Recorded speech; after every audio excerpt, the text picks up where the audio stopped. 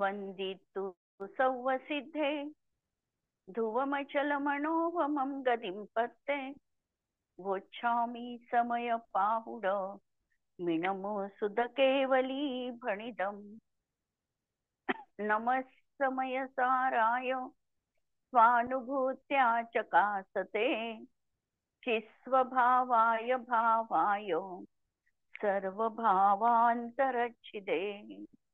अंतिम शासन नायक 1008 भगवान महावीर स्वामी की जय। द्वादशांग श्रुत देवी की जय। स्वाध्याय कक्ष संपेपर्यंत आपणा सर्वांना चतुर्विध आहाराचा त्याग असणार आहे। समयसार ग्रंथ आपण बघतो आहे आणि सर्व विशुद्ध ज्ञानाधिकार आमचा सुरू आहे आणि या ठिकाणी आमची चर्चा जी सुरू आहे ती आत्म्याच्या स्वभावाची चर्चा सुरू आहे। आत्म्याचा स्वभाव हा समजण्यासाठी सूक्ष्म आहे, कारण मनाची एकाग्रता करावी लागते। जसं आम्हाला सुईमध्ये साधा धागा जरी घालायचा असेल तर मन एकाग्र करून त्याच ठिकाणी लक्ष केंद्रित केल्यानंतरच त्या सुईमध्ये आम्ही धागा घालू शकतो। जर साधं हे असं स्थूलवालं प्रकरण जर आम्हाला एकाग्रतेने साध्य होतं तर आत्मा तर त्यापेक्षाही कितीतरी सूक्ष्म आहे। आणि जर या आत्म्याला आम्हाला साधायचं असेल, या आत्म्याला जर आम्हाला प्राप्त करायचं असेल तर आमच्या मनाला किती सूक्ष्म करावं लागेल हे आम्ही समजू शकतो। त्या स्थूलामध्ये जर एवढं आम्हाला एकाग्रता व्हावी लागते तर हे तर त्याच्याही पेक्षा अत्यंत तरल सूक्ष्म असं तत्व आहे आणि त्यासाठी तेवढीच एकाग्रता आम्हाला गरजेची आहे। आत्मा सूक्ष्म जरूर आहे पण आत्म्याला समजणं अशक्यप्राय नाही। कष्टसाध्य जरूर आहे परंतु अशक्यप्राय मात्र गोष्ट नाही आणि म्हणून आत्मा आम्हाला समजूच शकतो या अगदी अकाट्य विश्वासाने समयसार ग्रंथाचं आम्ही अध्ययन करतो आहे। आणि हा आत्मा आम्हाला अनुभवात यायलाच पाहिजे हा अकाट्य विश्वास देखील आम्हाला जीवनात ठेवायचा आहे। आणि म्हणून ही सगळी जी काही आहे आत्मख्याती टीका म्हणा, तात्पर्य वृत्ती टीका म्हणा किंवा कुंदकुंदांचं मूळ समयसार ग्रंथ म्हणा, या सर्वांमध्ये आम्हाला ही जी एकाग्रता आहे, आत्मसाधना जी आहे, आत्म आराधना आहे, ही आत्म आराधना करायची आहे। आणि आराधना करत असताना आम्हाला कशा तऱ्हेने आत्मविभोर होता येईल हे देखील आम्हाला समजायचं आहे। आम्हाला आत्म्याचा जो अनुभव घ्यायचा आहे तो आत्मा नेमका कसा आहे हे आम्ही या गाथेच्या टीकेमध्ये बघणार आहे। पहिले 320 नंबरच्या गाथेमध्ये हा विषय एवढा क्लिअर झालेला नाही, परंतु जयसेन आचार्यांनी या टीकेवर भाष्य केल्यानंतर किमच्या विशेषः करून जी त्याला पुष्टी जोडलेली आहे यामध्ये हे सगळं प्रकरण त्यांनी उद्धृत केलेलं आहे। ते मुळातच पठनीय, मननीय आणि वाचनीय अशा प्रकारचं आहे की जेणेकरून आम्हाला समजणार आहे की समयसार मध्ये प्रतिपाद्य विषय काय आहे। समयसारचा प्रतिपाद्य विषय सम्यक दर्शन, ज्ञान, चारित्र्य यासाठी लागणारा शुद्धोपयोग हा समयसारचा प्रतिपाद्य विषय नाही।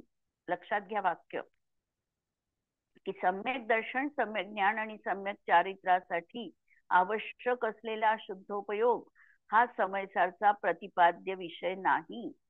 तर हा शुद्धोपयोग ज्यापासून उत्पन्न होणार आहे असा जो आमचा त्रिकाली आत्मा हा दाखविणं हा समयसारचा उद्देश आहे, हे त्याचं प्रयोजन आहे।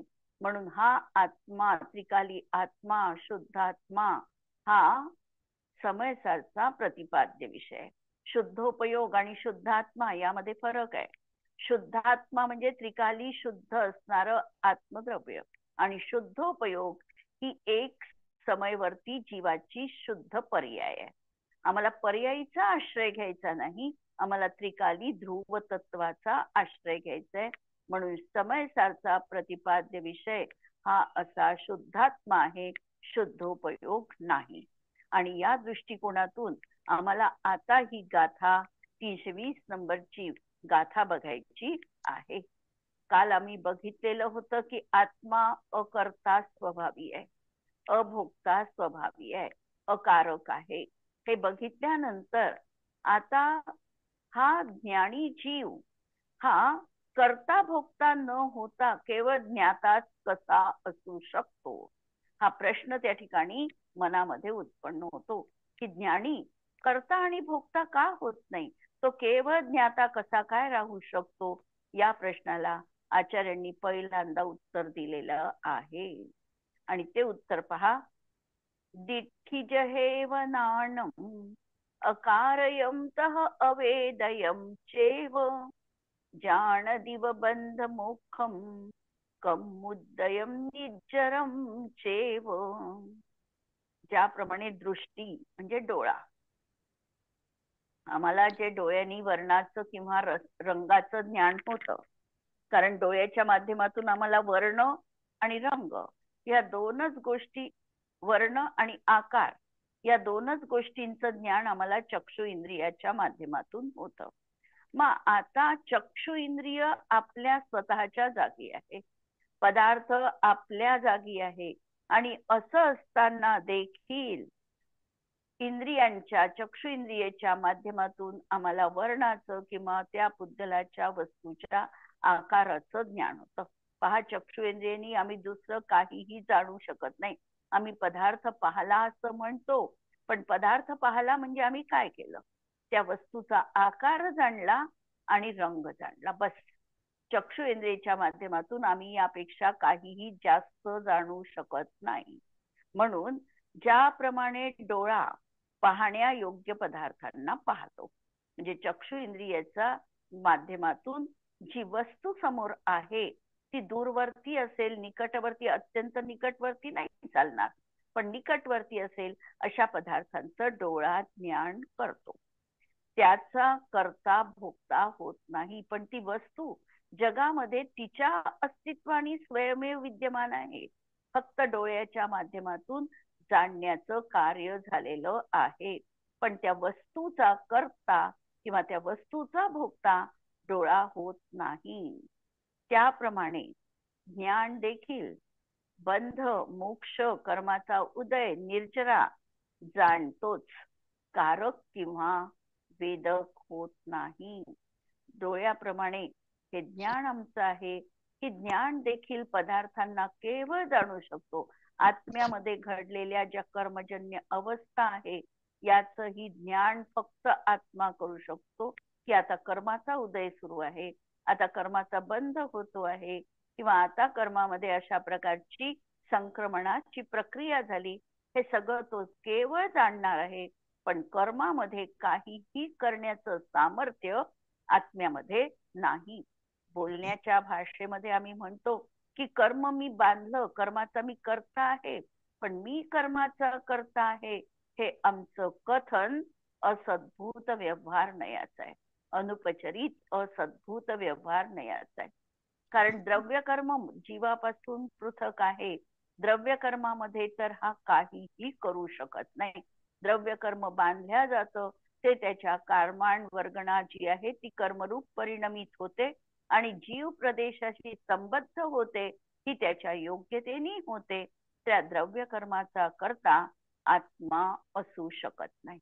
कर्माचा उदय देखील कितीही जीवानी म्हटलं तरी देखील त्याच्या इच्छेनुसार कर्माच्या उदयाला तो मागे पुढे करू शकत नाही. ज्या समयात कर्म उदयात येणार आहे त्या समयात कर्म उदयात येणारच आहे. त्याच्यामध्ये फेरफार करण्याचं सामर्थ्य आत्म्यामध्ये नाही. आत्मा काय करू शकतो? आत्मा परिणाम करू शकतो, आणि यदा कदाचित कर्माची जर योग्यता असेल तर कर्माच्या उदयामध्ये आत्मपरिणामाच्या निमित्ताने त्याच्या स्वयं उपादानगत योग्यतेने कमी अधिकता, अपकर्षण म्हणा, उत्कर्षण म्हणा, उदीर्णा म्हणा, संक्रमण म्हणा, या गोष्टी संभवू शकतात. पण या होणार आहे त्या द्रव्य कर्मामध्ये त्याच्या होण्याची योग्यता असेल तरच होणार आहे, अन्यथा हे घडणं अशक्यप्राय आहे.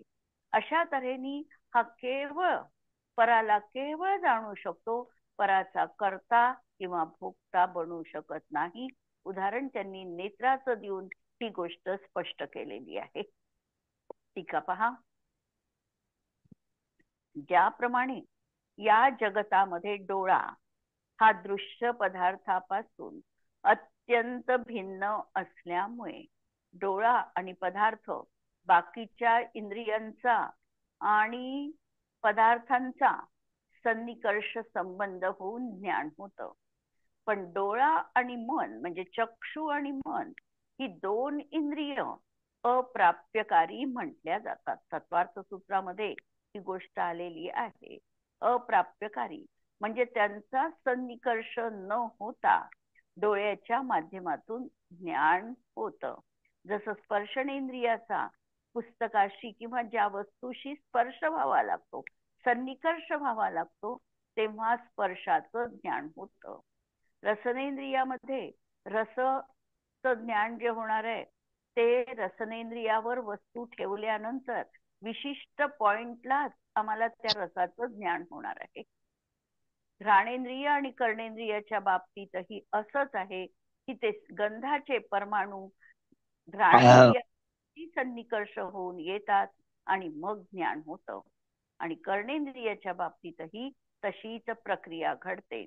परंतु चक्षु आणि मन ही दोन इंद्रिय, त्याला मनाला अनिंद्रिय म्हणा, चक्षु इंद्रिय आणि मन अनिंद्रिय, याच्या माध्यमातून जे ज्ञान होतं त्याचा आणि पदार्थांचा डायरेक्ट सन्निकर्ष होत नाही, म्हणून दोनला अप्राप्यकारी म्हटलेलं आहे. तर अशा तऱ्हेने दृश्य पदार्थ वेगळं आहे आणि डोळा वेगळ्या ठिकाणी आहे. याच्यामध्ये अत्यंत भिन्नता आहे आणि त्यांना करण्यास म्हणून डोळ्यांनी परवस्तूला केलं नाही आणि पराला भोगलं देखील नाही. ते दोनही करण्यास चक्षु इंद्रिय असमर्थ आहे. म्हणून त्या दृश्य पदार्थाचा न करता आहे न भोगता आहे. म्हणून ते जे पदार्थ आहे, बाह्य पदार्थ आहे, ज्याला चक्षु इंद्रियाच्या माध्यमातून जाणलं जात आहे, त्याचा चक्षु इंद्रिय करता नाही किंवा त्याचा चक्षु इंद्रिय भोगता पण नाही. असे नसते तर नेत्रास अग्नीच्या दर्शनाने अग्नी पेटविणाऱ्याप्रमाणे करतेपणा, तसेच अग्नीने तापलेल्या लोहपिंडाप्रमाणे अग्नीचा अनुभव दुर्निवार होईल. जर आम्ही असं म्हटलं की डोळा दृश्य पदार्थांना करतो, तर दृश्य पदार्थांना करतो, तर त्या आमच्या अग्नीचं केवळ दर्शन झालं तरी देखील आमचं डोळा गरम व्हायला पाहिजे. पण आमचा डोळा अग्नी पेटवू म्हणजे अग्नीच्या पेटवण्याच्या ते पाहिल्याने आमच्यामध्ये काहीही फरक पडत नाही किंवा आम्ही त्याचा भोग देखील घेत नाही. जर आम्ही एखादा लोखंडाचा गोळा अग्नीमध्ये टाकला तर तो जसा अग्नीला ग्रहण करतो, म्हणजे तापलेल्या लोहपिंडाचा अनुभव तो घेतो, त्याप्रमाणे आमचा डोळा मात्र अशा प्रकारे उष्णतेचा अनुभव घेत नाही. म्हणून डोळा अग्नीचा करता नाही किंवा अग्नीचा भोगता पण नाही. म्हणून डोळा दृश्य पदार्थांना करत असेल व भोगत असेल तर नेत्रद्वारा अग्नी पेटविला गेला पाहिजे. मग नुसतं पाहिल्याने अग्नी पेटायला पाहिजे होता. जर आम्ही त्याचे करते म्हटलं स्वतःला तर आमच्या पाहण्याने अग्नी प्रज्वलित व्हायला पाहिजे, पण असा तो होत नाही किंवा अग्नीच्या उष्णतेचा अनुभव व्हायला पाहिजे, परंतु असे पण होत नाही. नेत्राचा स्वभाव केवळ पाहणं हा असल्यामुळे सर्व दृश्यांना तो केवळ पाहतोच. त्याचप्रमाणे ज्ञान देखील नेत्राप्रमाणे स्वयं केवळ द्रष्टा आहे. म्हणून ज्ञान देखील केवळ द्रष्टा म्हटलं जातं. म्हणून कर्मापासून अत्यंत अलिप्ततेमुळे ते कर्म करण्यास आणि भोगण्यास निश्चयाने असमर्थ आहे. दृष्टांत देऊन आचार्यांनी ही गोष्ट स्पष्ट केलेली आहे. नेत्राचा दृष्टांत दिला आणि त्यावरून ज्ञान देखील नेत्राप्रमाणे आहे आणि म्हणून ज्ञान देखील बाह्य पदार्थांना करू शकत नाही किंवा भोगण्याला देखील असमर्थ आहे ही गोष्ट सांगितली. त्या असमर्थतेने तो कर्मास न करतो न भोगतो. केवळ ज्ञान मात्र स्वभावामुळे कर्माचा बंध मोक्ष उदय निर्जरा केवळ जाणतोच. त्याला मी दशकर्णाचा विचार केला होता की हे जे कर्माचे दशकर्ण आहे त्या कर्माच्या दशकर्णाचा केवळ आत्मा ज्ञाता होऊ शकतो. पण कर्मामध्ये काही उथल पुथल करण्याचं सामर्थ्य, आमच्या मर्जीनुसार कमी अधिक उदय आणण्याचं सामर्थ्य, आमच्या मर्जीनुसार बंधाची प्रक्रिया त्या ठिकाणी निश्चितपणे घडत नाही.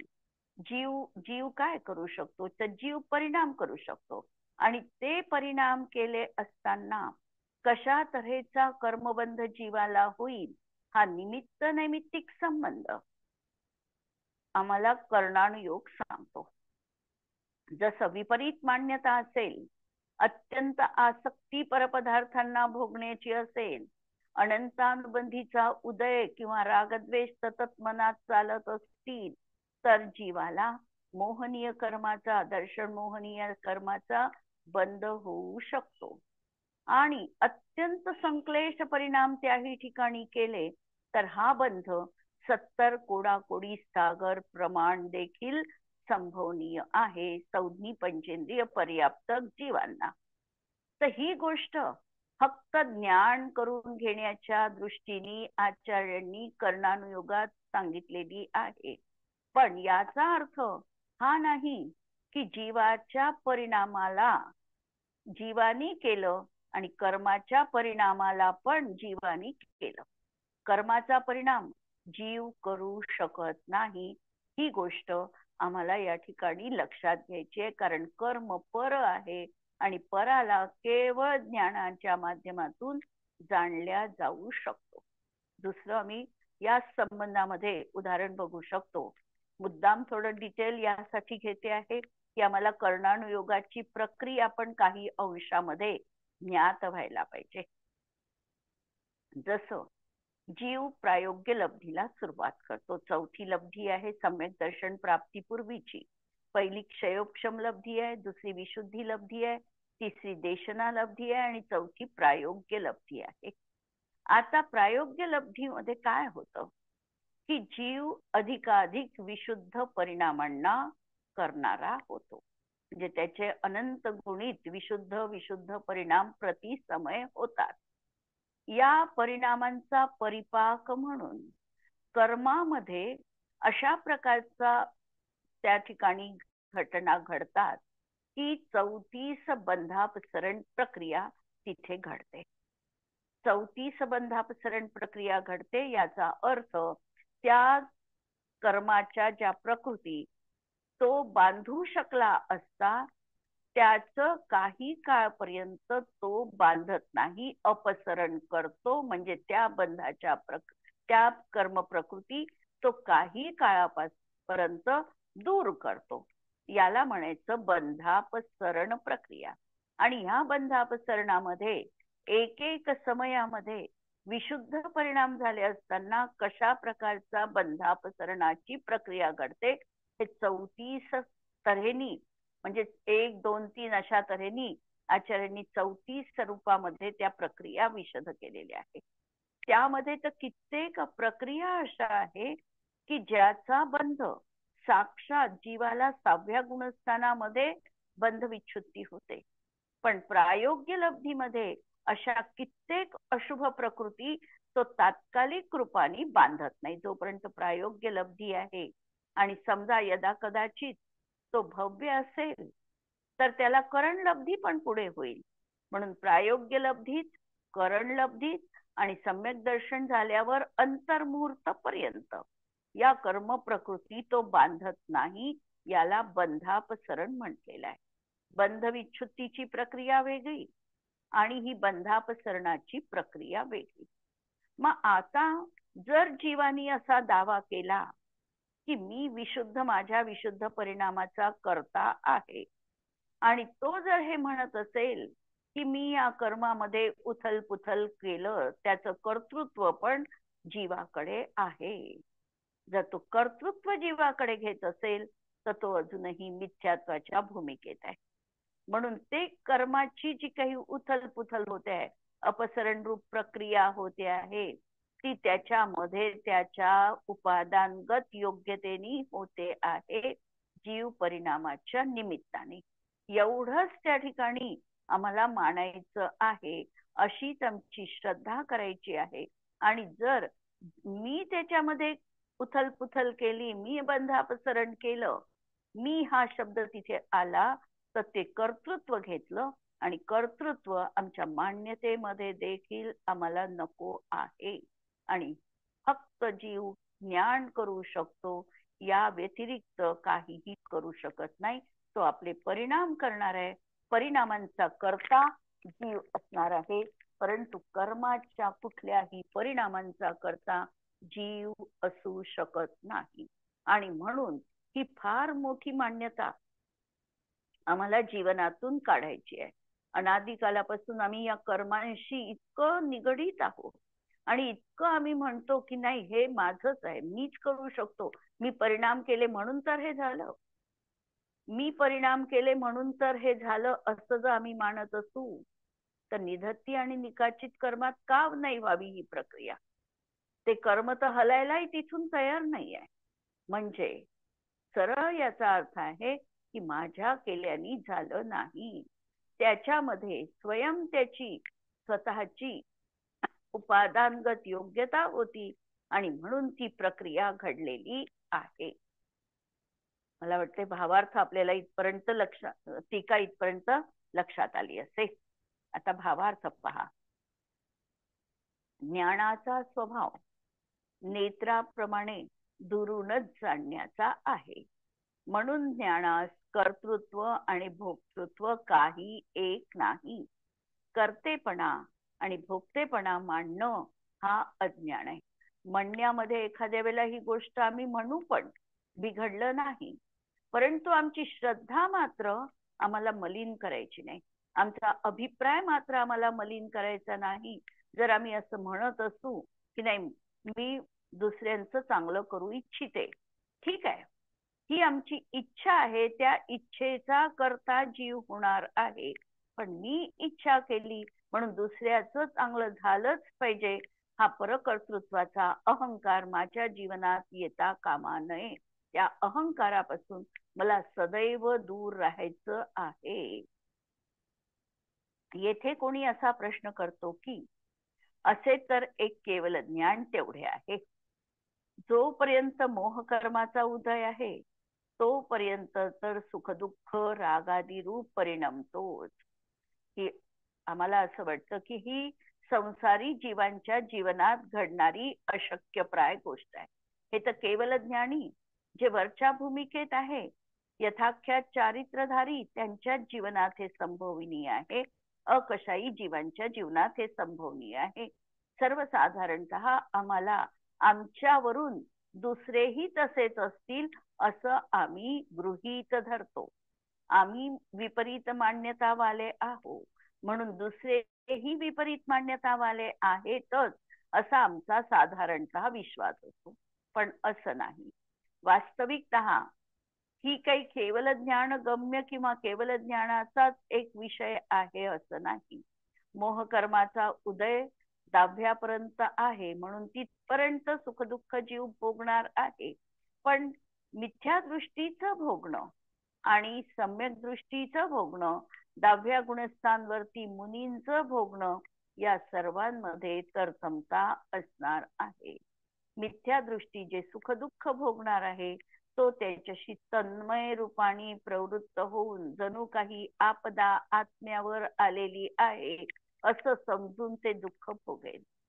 4थ्या गुणस्थांवरती दुःख भोगत असताना त्याला वेदना जरूर आहे, पण आत्म्यावर आपदा आली आहे हे समजून तो भोगणार नाही.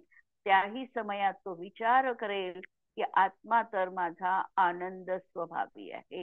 पुढे जसजसा कषायांचा अभाव होत जाईल त्याच्यानुसार त्या भूमिकेनुसार त्याच्या परिणामांमध्ये अंतर पडणार आहे. 10व्या गुणस्थांवरती जीवाला त्यामध्ये काहीही न जाणवता तो बाह्यतः निर्विकार राहून अंतरंगामध्ये फक्त तेवढा भाव पर्यायी प्रगट होईल, परंतु त्यामुळे त्याचं काहीही अहित जीवनात घडणार नाही. ही सगळी गुणस्थानानुसार परिपाटी कर्णानुयोगाची व्यवस्था आणि द्रव्यानुयोगाचं कथन याची सांगड जीवनात घालायची आहे. दर्शनावरण, ज्ञानावरण, वीर्यांतराय यांचा उदय आहे. तोपर्यंत अज्ञान, अदर्शन, असमर्थता आहे. दर्शनावरणाच्या उदयामध्ये अदर्शन आहे, म्हणजे आम्हाला योग्य दर्शन झालेलं नाही. ज्ञानावरणाच्या उदयामध्ये आमच्या ज्ञानामध्ये कमी अधिकता आहे. आणि वीर्यांतराय कर्माचा जर आम्हाला उदय सुरू असेल तर आम्ही ते कार्य करण्यास असमर्थ आहे. आमची शक्ती तिथपर्यंत पोहोचू शकत नाही. हे आहे. तर केवल ज्ञान होण्यापूर्वी त्याला ज्ञाता द्रष्टा कसे म्हणता येईल? प्रश्न आमच्या लक्षात आला आहे की केवल ज्ञानांच्या जीवनात हे शक्य आहे, पण संसारी जीवांच्या जीवनात जर या सगळ्या कर्मांचा उदय आहे, मोहनीय कर्माचा उदय आहे, ज्ञानावरण, दर्शनावरण असा अंतराय कर्माचा उदय सुरू आहे, घाती कर्मांचा उदय सुरू आहे, आणि तरी देखील तो ज्ञाता द्रष्टा असू शकतो का? आचार्य हे प्रथम पासून सांगत आलेले आहे की स्वाधीनपणे स्वतंत्र होऊन जर करेल आणि भोगेल तर त्याला वस्तुतः कर्ता आणि भोगता म्हणतात. एखादी गोष्ट जेव्हा आम्ही स्वतःहून प्रवृत्त होऊन करू, पूर्ण आमचं शक्ती त्याच्यामध्ये ओतून करू, त्यावेळेला आम्ही त्या गोष्टीचा कर्ता म्हटल्या जातो किंवा भोगता म्हटल्या जाऊ. पण समजा जबरदस्तीने आम्हाला ती गोष्ट करायची नाही आणि तरी देखील कोणत्या तरी दडपणाखाली, कोणत्या तरी कानून खाली आम्ही ती गोष्ट करत असू, तर आम्ही त्याचा कर्ता बनणार नाही. एखाद्या वेळेला एखाद्या व्यक्तीला कुणीतरी खुनाची सुपारी दिलेली आहे, तो प्रत्यक्षामध्ये खून करतो आणि त्याला सांगणारा दुसराच व्यक्ती असतो. आता खून करणारा व्यक्ती खून केलेला आहे, तर खुनाचा कर्ता कोण झाला? हा जर प्रश्न आला तर ज्यांनी प्रत्यक्षामध्ये खून केला तो खुनाचा कर्ता म्हटल्या जात नाही. ज्यांनी त्याला ते कार्य प्रवृत्त करायला लावलेलं आहे, वास्तविकतः तो सूत्रधार आहे, आणि म्हणून तो सूत्रधारच खऱ्या अर्थाने कर्ता म्हटल्या जातो. समयसार मध्ये उदाहरण आलेलं आहे की लग्नामध्ये जे काही एखादी व्यक्ती आम्ही आज इव्हेंट मॅनेजर नियुक्त करतो, तो इव्हेंट मॅनेजर सगळ्या लग्नाच्या क्रिया मला संपन्न करून देतो. एवढंच नव्हे तर काय, कधी, कोणी, कसं करायचं या सगळ्या गोष्टी त्याला ठाऊक आहे. आता त्या सगळ्या गोष्टींचा कर्ता कोण, हा जर प्रश्न विचारला तर तो इव्हेंट मॅनेजर त्याचा कर्ता आहे का? त्याचा तो कर्ता नाही. ज्यांनी त्याला ते कार्य सोपविलेलं आहे, वास्तविकतः तोच यजमान आहे आणि तोच त्या सगळ्या क्रियांचा कर्ता म्हटल्या जातो. त्याप्रमाणे जर हा स्वाधीनपणे कर्म करेल तर कर्ता आहे, आणि जर आजची इच्छा नाही आहे आणि दुसऱ्या कुणीतरी याला आग्रह केला, दुसऱ्यांच्या प्रेरणेने यांनी हे कार्य केलं, तर तो त्याचा कर्ता म्हटल्या जात नाही. एखाद्या वेळेला एखादी गोष्ट आम्हाला करायची नसते आणि जबरदस्तीने कोणाच्या तरी इच्छे खातर आम्ही ती गोष्ट करतो, आम्ही त्या ठिकाणी करतो, पण आमची मुळीच इच्छा नाही आहे, त्यावेळेला खऱ्या अर्थाने आम्ही त्याचे करते नाही, आणि करते नाही म्हणून आम्ही भोगता पण नाही. म्हणून स्वाधीनपणे जर कर्म करेल आणि भोगेल तर तो कर्ता भोगता आहे. जेव्हा मिथ्या दृष्टी रूप अज्ञानाचा अभाव होतो, तेव्हा परद्रव्याच्या परभावांच्या स्वामीपणाचा अभाव होतो. आणि जेव्हा मिथ्यादृष्टी अज्ञानाचा अभाव झाला, विपरीत मान्यता संपली, दृष्टी एकदम साफ झाली, जे आहे वस्तुतत्व तसं त्याच्या ज्ञानाने ग्रहण केलं, काय झालं, त्याबरोबर परद्रव्याला मी करू शकत नाही ही मान्यता आली. मी परद्रव्याचा भोग घेऊ शकत नाही ही मान्यता आली. मी पराचा स्वामी पण बनू शकत नाही. भलाई आमच्या घरी 100 नोकर असतील, चक्रवर्तींच्या जीवनात होते, पण चक्रवर्ती पण त्यांचा कर्ता बनवू शकत नाही. म्हणून त्या स्वामीपणाचा देखील अभाव होतो. तेव्हा ज्ञानी झाल्यानंतर तो स्वतंत्रपणे कोणाचाही कर्ता भोगता होत नाही. जेव्हा हा भाव अंतरंगात आला, आत्मतत्वाची प्रतीती आली आणि आत्म्याचं सामर्थ्य कळलं आणि आत्म्याची मर्यादा कळली. आत्म्याची मर्यादा काय? आत्म्याची मर्यादा स्वतःच्या स्वद्रव्य, स्वक्षेत्र, स्वकाळ, स्वभावामध्ये असणं आणि त्याचंच कार्य करणं ही आत्म्याची मर्यादा आहे. आणि त्याबरोबर हा पराचा कर्ता आणि भोगता होत नाही. परंतु आपली दुर्बलता आणि कर्मोदयाची प्रबलता, दोन गोष्टी आहे. स्वतः आत्म्याचं सामर्थ्य कमी पडत आहे आणि कर्माचा प्रबल असा उदय सुरू आहे. आता कर्माचा कोणता उदय सुरू आहे? अप्रत्याख्यानाचा उदय सुरू आहे. आणि तो कसा आहे? प्रबल उदय आहे. आणि त्याच्या समोर हा हतबल झालेला आहे, हा प्रतिकार करू शकत नाही. आणि त्यामुळे ज्ञानीला कर्तृत्व भोक्तृत्व जे कार्य आढळून येते त्याला तो परमार्थाने अंतरंगातून पर समजतो. याची वास्तविकतः अकाट्य श्रद्धा आहे, परंतु अंतरंगामध्ये तेवढा अजून आत्मसामर्थ्य वाढलेलं नाही, तेवढी विराग संपन्नता जीवनात नाही आणि कर्माचा प्रबल जोर आहे. आणि त्यामुळे ते कर्म तो करतो आहे, पण करत असतानाही अंतरंगामधून त्याला जाणीव आहे की हे कर्म म्हणजे आत्मा नाही, हा राग म्हणजे मी नाही, या रागाचा अनुराग करणं हा माझा स्वभाव नाही. ही त्याची पक्की श्रद्धा, मान्यता कोणत्याही परिस्थितीमध्ये आता खंडित होत नाही. आणि तो त्यापासून दूर राहण्याचाच प्रयत्न करत असल्यामुळे तो त्याचा तत्वतः कर्ता आणि भोगता नसतो. या निमित्ताने जो काही नवा कर्मबंध होतो तोही मोजणीत झालेला नाही. आता प्रत्याख्यानाचा उदय आहे म्हणून कर्मबंध रुकला का? कर्मबंध रुकला नाही. त्या गुणस्थानाच्या भूमिकेनुसार त्याला कर्मबंध होणार आहे.